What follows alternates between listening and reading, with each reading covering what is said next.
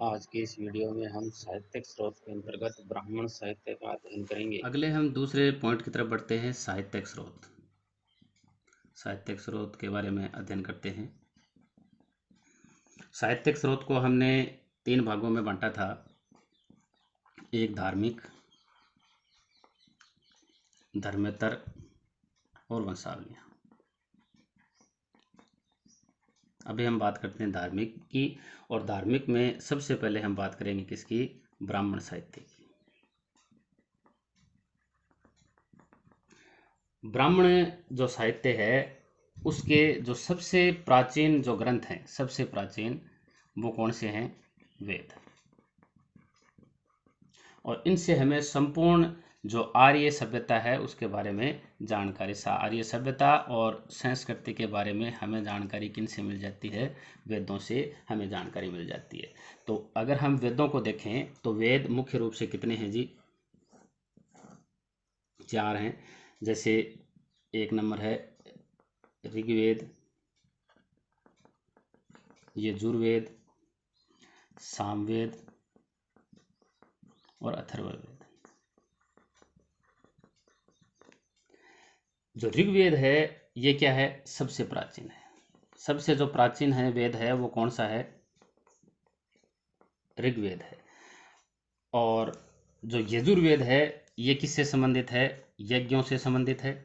और जो सामवेद है वो आर्यों द्वारा जो गाई जाने वाली सामग्री है, गाई जाने वाली सामग्री से संबंधित है। और अथर्ववेद है, इसकी रचना देखो, हम रचना देख लेते हैं। इसकी रचना किसने की थी? अथर्वा ऋषि ने इसकी रचना की थी।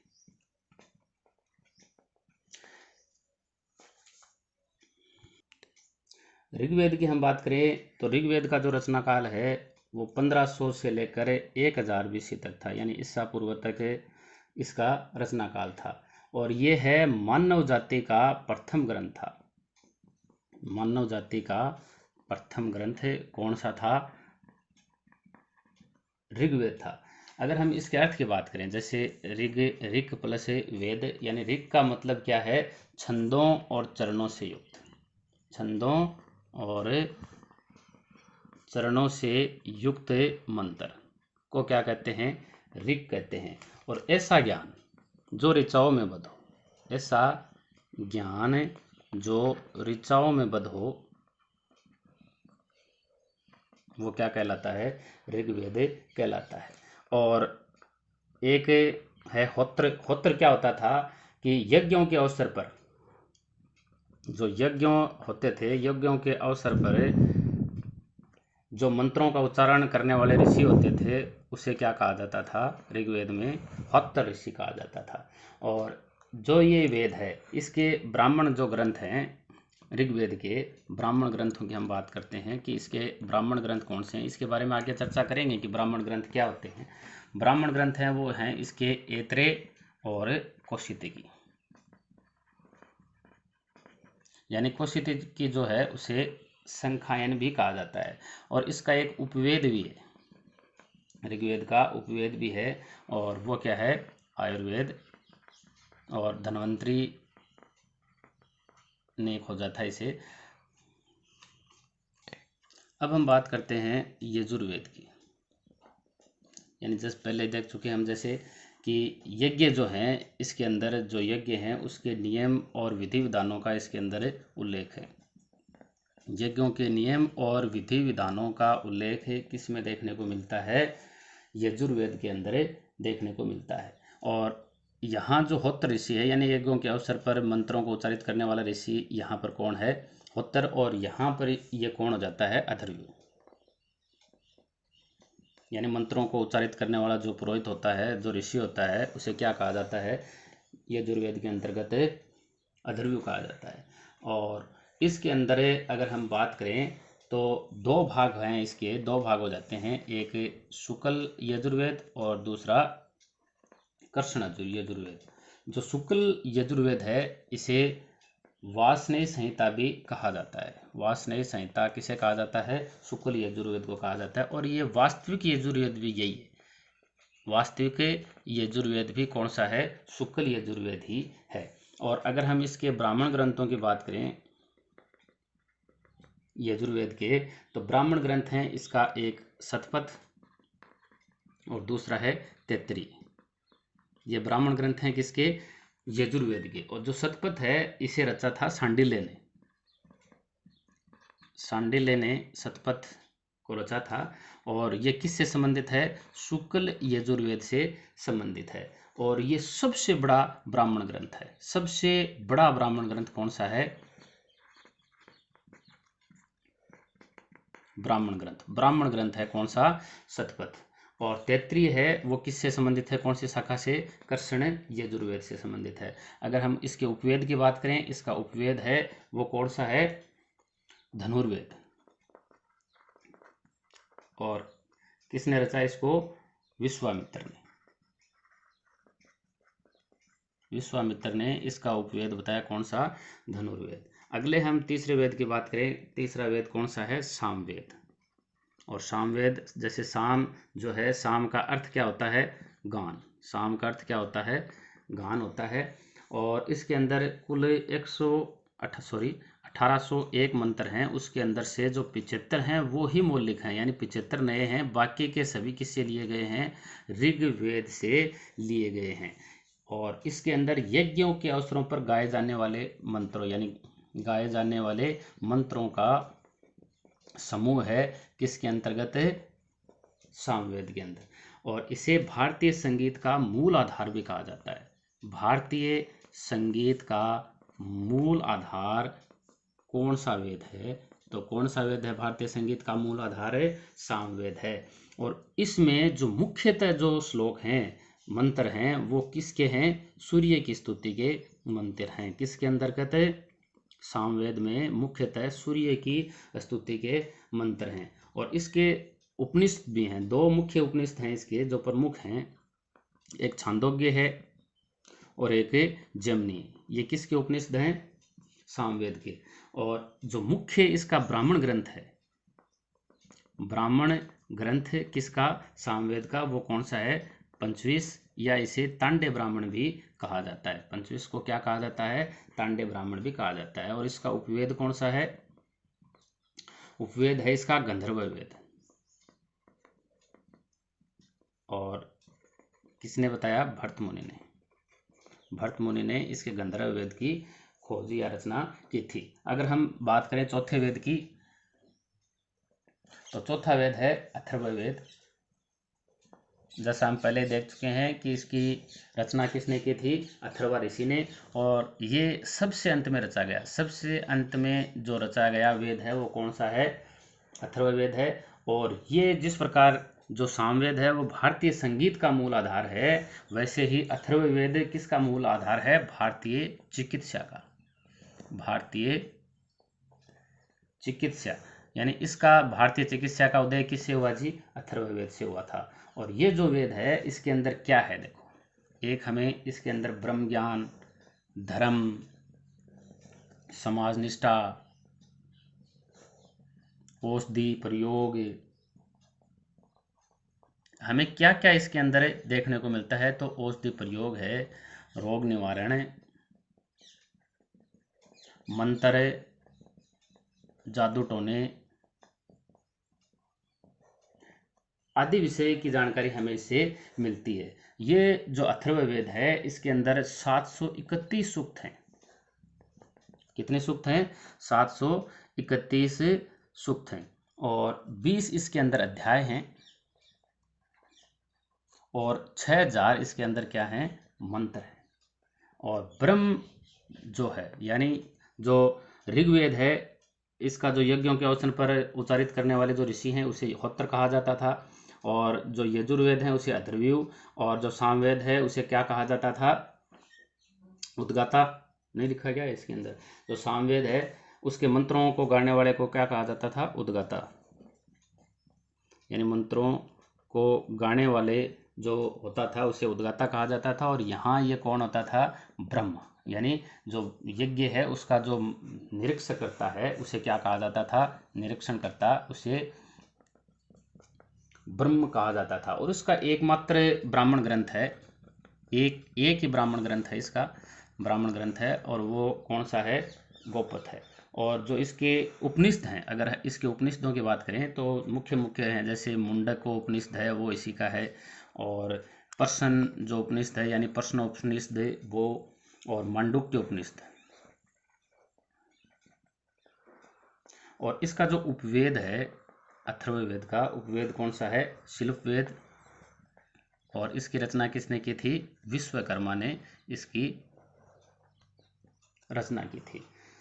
इसके अलावा अगर हम ऋग्वेद की बात करें तो ऋग्वेद में एक चीज़ रह गई, वो कौन सी है कि इसके अंदर 10 मंडल हैं। ऋग्वेद के अंदर 10 मंडल हैं, 1028 इसके अंदर सूक्त हैं, और 10,462 ऋग्वेद के अंदर क्या हैं? मंत्र हैं। यानी 10 मंडल हैं, 1028 सूक्त हैं, और 10,462 ऋग्वेद के अंदर मंत्र हैं। थोड़ी सी चर्चा हम गायत्री मंत्र की कर लेते हैं। तीनों वेदों के जो चारों वेद हैं, क्योंकि गायत्री जो मंत्र हैं वो चारों वेदों में है। यानी इसके नाम है जैसे ऊँ भूर्भुवः स्वः है, तत् सवितुर्वरेण्यम, भर्गो देवस्य धीमहि, धियो यो नः प्रचोदयात्।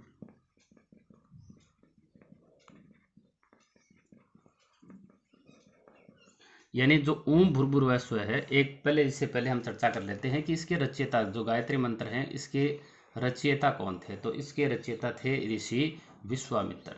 यानी विश्वामित्र ने इसे रचा था, और इसमें कुल 24 अक्षर हैं। कितने अक्षर हैं? 24 अक्षर हैं। और व्यास यानी भगवान व्यास कहते हैं कि गायत्री जो मंत्र है वो गायत्री मंत्र है वो समस्त वेदों का सार है। यानी गायत्री मंत्र के अंदर समस्त वेदों का क्या है? सार बताया गया है। यानी चारों वेदों का उल्लेख है गायत्री मंत्र के अंतर्गत, चारों वेदों का उल्लेख देखने को मिलता है। अब हम बात करते हैं कि अलग अलग, देखो जो पहला है ओम भूर्भुवः स्वः है वो किससे लिया गया है? ऋग्वेद। अगला जो तत्सवितुर्वरेण्यम कि कहाँ से? यजुर्वेद। भर्गो देवस्य धीमी कहाँ से? सामवेद। और धियो यो न प्रचोदयात् अथर्ववेद से। तो इस प्रकार इसमें 24 अक्षर हैं और समस्त वेदों का सार है इसके अंदर। प्रत्येक जो वेद हैं, ये जो वेद हैं प्रत्येक वेद के 4 भाग हैं प्रत्येक वेद के। और 4 भाग क्या हैं? देखो, संहिता है, ब्राह्मण ग्रंथ है, आरण्यक और उपनिषद। ये इसके भाग हैं वेदों के। और संहिता किसे कहते हैं? सबसे पहले हम संहिता देखते हैं कि वेदों की जिसमें व्याख्या की गई है। वेदों की व्याख्या किसमें? संहिता में। अगर हम ब्राह्मण ग्रंथ की बात करें तो यज्ञ और कर्मकांड पर आधारित है। ये किससे?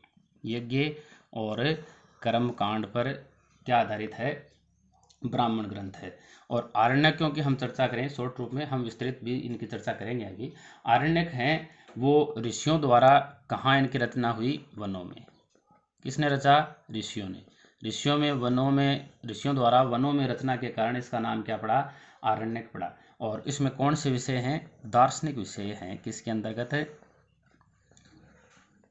आरण्यकों के अंतर्गत। अगर हम उपनिषद की बात करें तो उपनिषद में कौन से विषय हैं?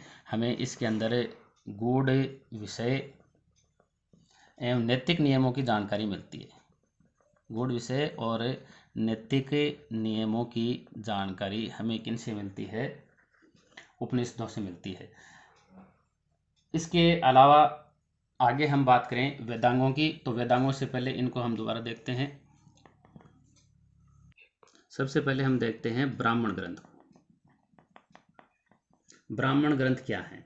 तो संहिताओं की, ये जो संहिताएं हैं इसकी व्याख्या करने के लिए किसमें? गद्य में। गद्य में व्याख्या करने के लिए किसको रचा गया जी? किसकी रचना की गई? ब्राह्मण ग्रंथ की। जो ब्रह्मा है इसके अंदर, जो ब्राह्मण ग्रंथ के अंदर क्या नाम है? ब्रह्मा। और इसका मतलब क्या है? यज्ञ के विषय प्रतिपादन करने वाले, जो यज्ञ हैं उसके विषय प्रतिपादन करने वाले को क्या कहा गया है?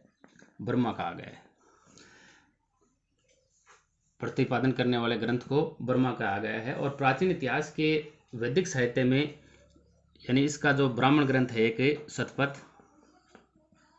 इसका जो चारों वेद हैं उसके बाद में शतपथ का स्थान है सबसे महत्वपूर्ण हो जाता है।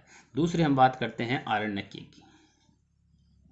जैसा हमने देखा कि ऋषियों द्वारा जंगल में रचना के कारण क्या हो गए, आरण्यक हो गए। और जो ब्राह्मण ग्रंथ हैं, ब्राह्मण ग्रंथ का ये क्या है, अंतिम भाग है। ब्राह्मण ग्रंथ का ये अंतिम भाग है,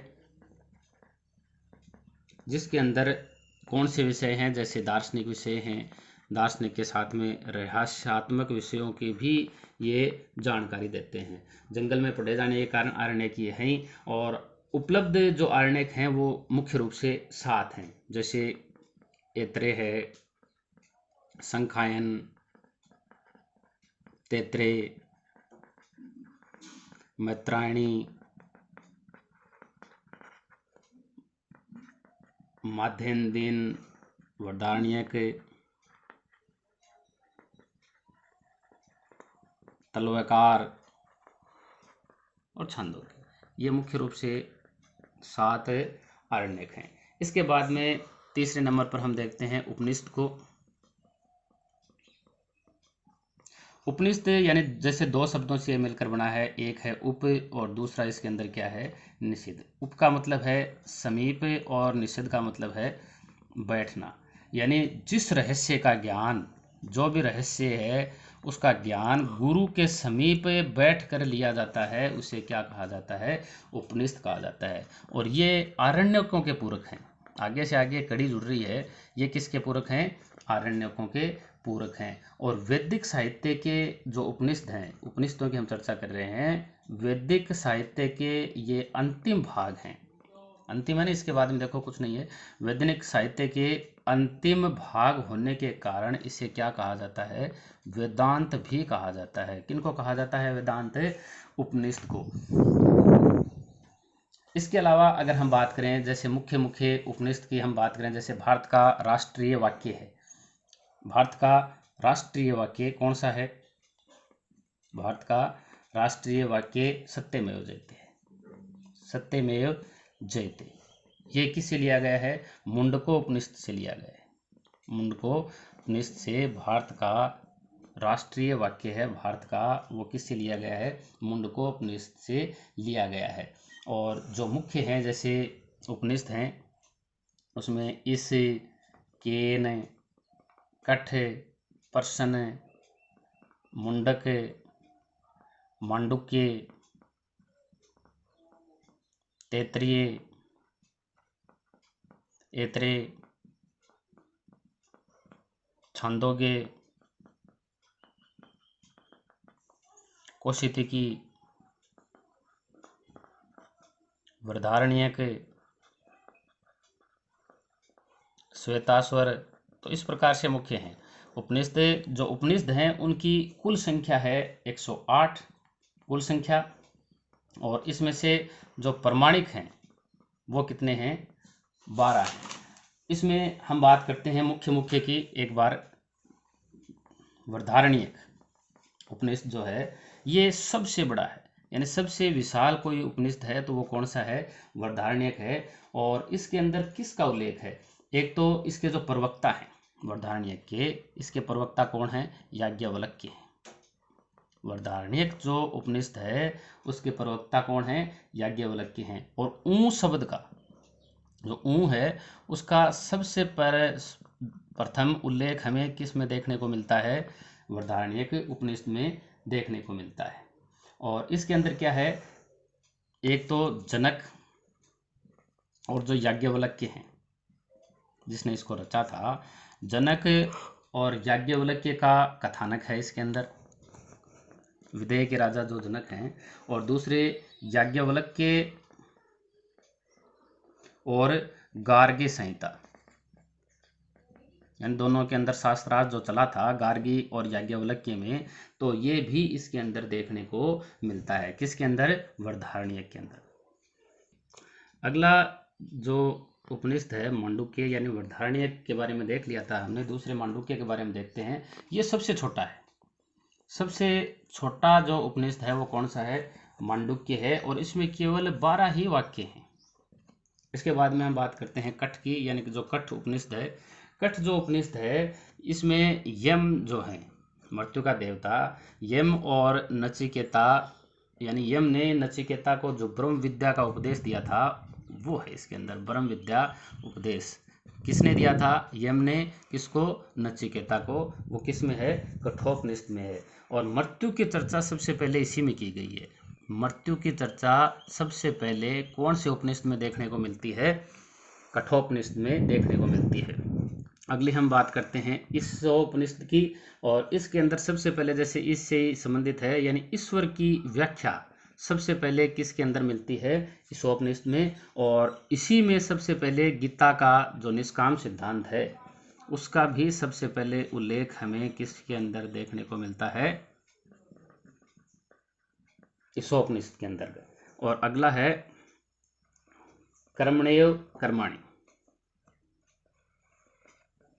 जो उपनिषद है उसके अंदर क्या देखने को मिलता है कि मनुष्य को ईश्वर में लीन होकर कर्म से विमुख नहीं होना चाहिए। कर्म से मनुष्य को विमुख नहीं होना चाहिए, और निष्काम कर्म करते हुए मनुष्य को 100 वर्ष तक जीवित रहने की इच्छा रखनी चाहिए।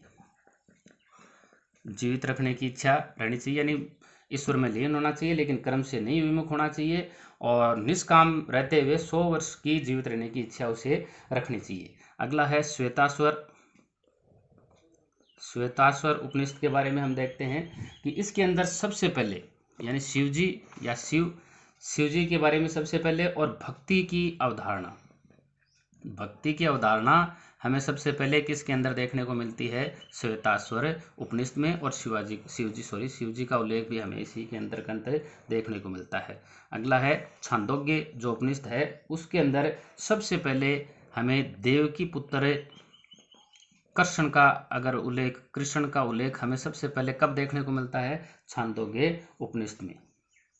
जो जैमिनी उपनिषद है उसके अंदर क्या है कि लोहे के लिए सबसे पहले, जो लोहा है उसके लिए सबसे पहले कृष्ण अयस का उपयोग यहाँ देखने को मिलता है।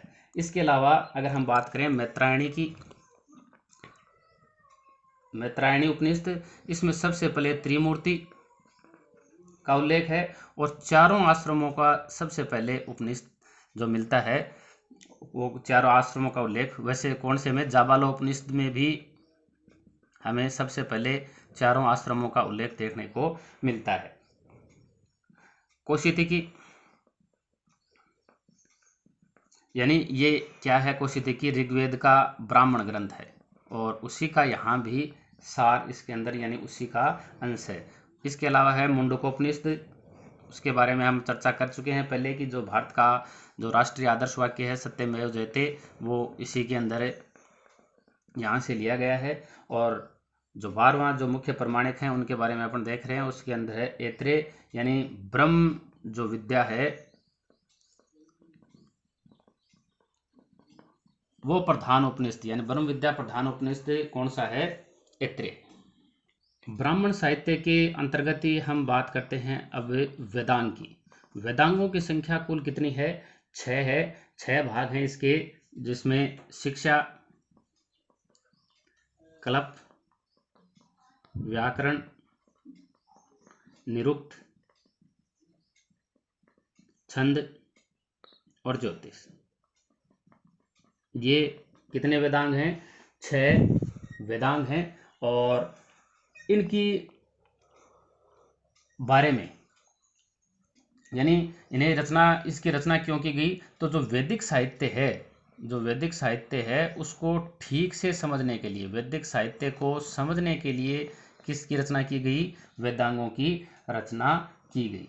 अब देखो, जो शिक्षा है, शिक्षा को वेद के नासिका बताया गया है। वेद की नासिका किसे बताया गया है? शिक्षा को बताया गया है। और कल्प को क्या बताया गया है? वेद के हाथ बताया गया है। व्याकरण को क्या बताया गया है? वेद के मुख बताया गया है। और जो निरुक्त है उसे क्या बताया गया है? वेद के कान। और जो छंद है उसे वेद के क्या बताया गया है? पाद या पैर बताया गया है। और ज्योतिष को वेद के क्या बताई गई हैं? आंखें बताई गई हैं। अब देखो इसमें क्या क्या है। जो शिक्षा है उसमें शुद्ध उच्चारण हेतु इसका गठन किया गया कि शुद्ध उच्चारण किस प्रकार से, प्रोनाउंसिएशन कैसे करना है। तो वैदिक स्वरों के शुद्ध उच्चारण हेतु क्या किया गया, शिक्षा का गठन। और जो कल्प है, कल्प के अंदर क्या है, जिसमें विधि और नियमों का उल्लेख है। किसका उल्लेख है, विधि और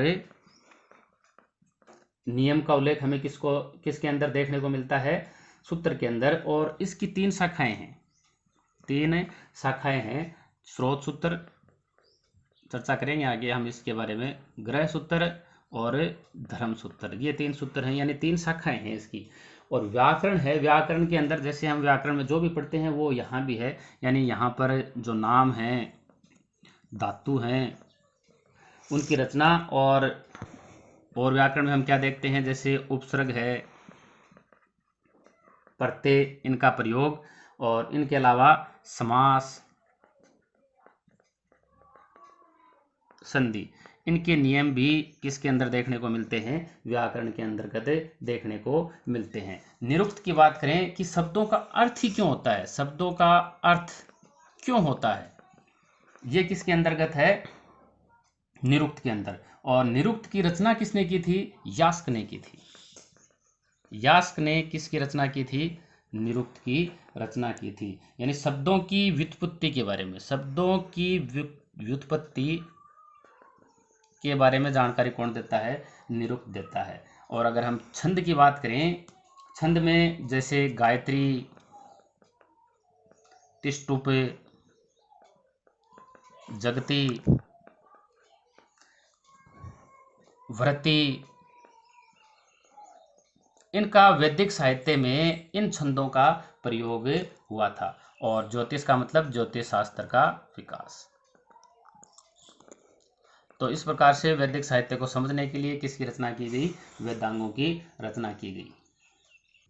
उपवेद, जिनके बारे में संक्षिप्त जानकारी हमने पहले ले ली थी, लेकिन थोड़ा सा और देख लेते हैं। जो आयुर्वेद उपवेद है, आयुर्वेद है, धनुर्वेद, गंधर्व वेद और शिल्पवेद। आयुर्वेद है, ये उपवेद किसका है, ऋग्वेद का। ये किसका है, यजुर्वेद का। ये किसका है, सामवेद का। और शिल्पवेद किसका है, अथर्ववेद का। आयुर्वेद है वो किससे संबंधित है, चिकित्सा से संबंधित। धनुर्वेद है वो किससे संबंधित है, वास्तुकला से संबंधित है।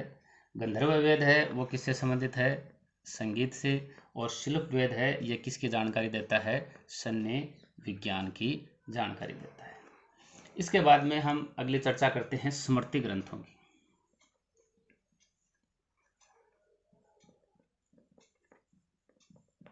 यानी वेदों के उपरांत ऋषियों द्वारा इनकी रचना की गई। वेदों के बाद में रचना किनकी की गई, ऋषियों द्वारा। किनकी रचना की गई, स्मृति ग्रंथों की। और स्मृति ग्रंथों में जैसे मुख्य हैं मनुस्मृति, याज्ञवल्क्य स्मृति, इसमें जो मनुस्मृति है वो सबसे प्राचीन भी है। सबसे प्राचीन जो स्मृति कौन सी है, मनुस्मृति। और सबसे प्रमाणिक स्मृति भी किसे माना गया है, मनुस्मृति को ही माना गया है। और अगर हम इसके भाष्यकार या टिक्काकारों की बात करें, तो जिसने टिक्का लिखी है, जैसे इसमें मेघातिथि ने मनुस्मृति पर, गोविंदराज, भारूची और कुल्लुक भट्ट ने, कुल्लुक भट्ट ने किसके ऊपर, मनुस्मृति पर। और याज्ञवल्क्य स्मृति पर विश्वरूप, विज्ञानेश्वर यानी जिन्होंने मिताक्षरा की रचना की थी, उत्तराधिकार नियम से संबंधित मिताक्षरा की रचना की थी विज्ञानेश्वर ने। और अपराग। जो स्मृतियां हैं इसकी रचना किससे हुई, धर्मसूत्र से। स्मृतियों की रचना किससे हुई थी। अब धर्मसूत्र को देखते हैं। धर्मसूत्र कहाँ है, धर्मसूत्र है सूत्र साहित्य के अंतर्गत। सूत्र साहित्य यानी जो ऋषियों ने मनुष्य के सामाजिक और धार्मिक जीवन को नियमबद्ध, मनुष्य का जो जीवन है कैसा, सामाजिक और धार्मिक, उस जीवन को नियमबद्ध करने के लिए कि नियमों में ये रहें, उसके लिए किसकी रचना की? सूत्र साहित्य की। और इसके 3 भाग हैं सूत्र साहित्य के। एक है स्रोत सूत्र, दूसरा है ग्रह्य सूत्र, और तीसरा है इसके अंदर है धर्म सूत्र। यानी जो स्रोत सूत्र है इसके अंदर हमें यज्ञों से संबंधित नियम मिलते हैं, और जो गृह सूत्र है इसके अंदर हमें लौकिक और परलौकिक कर्तव्यों का विवेचन से संबंधित हमें नियम मिलते हैं। और जो धर्म सूत्र है उससे हमें किसकी जानकारी मिलती है? धार्मिक, सामाजिक, राजनीतिक कर्तव्यों के बारे में हमें जानकारी किससे मिलती है? धर्म सूत्र से। और इस धर्म सूत्र से ही किसका विकास हुआ था? स्मृति ग्रंथों का विकास हुआ था। अगली हम बात चर्चा करते हैं पुराणों की। पुराण है उसके अंदर क्या है? विभिन्न घटनाओं का क्रमबद्ध इतिहास हमें देखने को मिलता है। यानी क्रमबद्ध इतिहास हमें कहाँ देखने को मिलता है? पुराणों के अंदर। और पुराणों की कुल संख्या है वो कितनी है? 18 है। और इनके अधिकांश की रचना 3री-4थी शताब्दी के अंतर्गत हुई थी। पुराणों की अधिकांश रचना, और इसके जो रचयिता थे वो कौन से थे? लोमहर्ष और उसका पुत्र था उग्र सर्वा। इसने क्या रची थी? पुराणों की रचना की थी। और पुराणों के अंतर्गत अगर हम देखते हैं तो पुराणों में जैसे देखो, जैसे मार्कंडे है,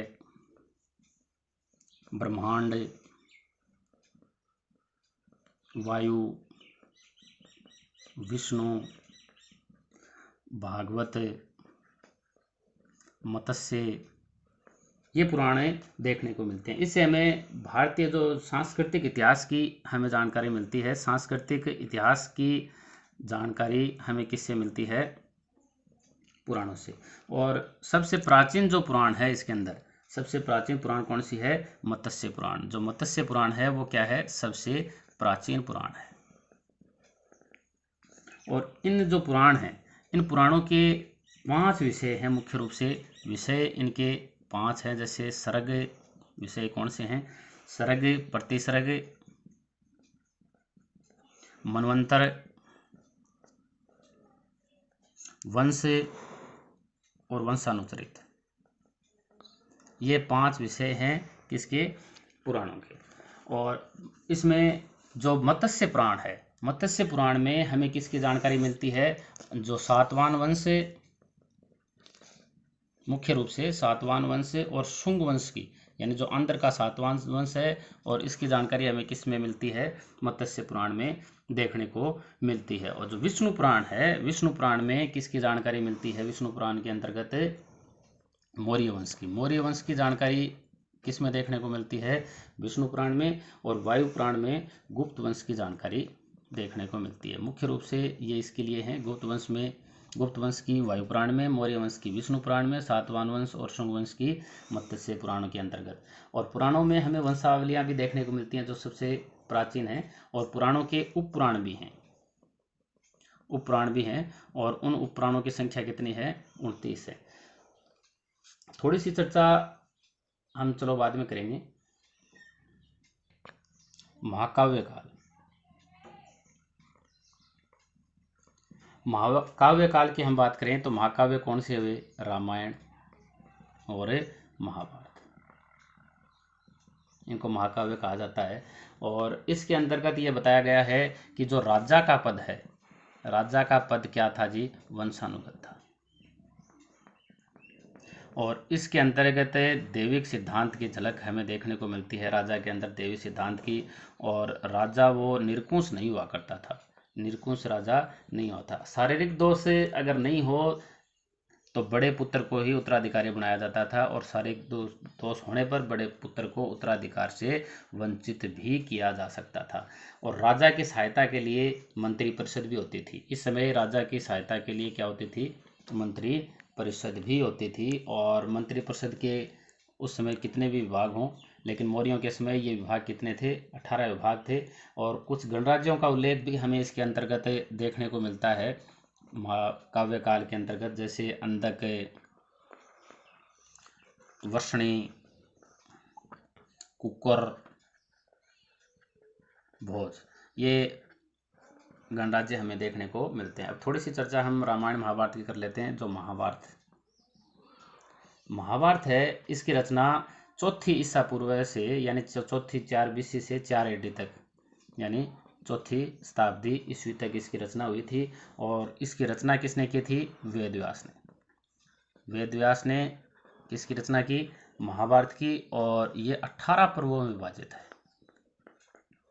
18 पर्वों में विभाजित है। कौन है? महाभारत। और क्या है इसमें? इसमें कौरव पांडवों की कथा है। कौरव पांडव कथा हमें महाभारत में देखने को मिलती है। और कहते हैं कि ये उत्तर वैदिक काल की हो सकती है।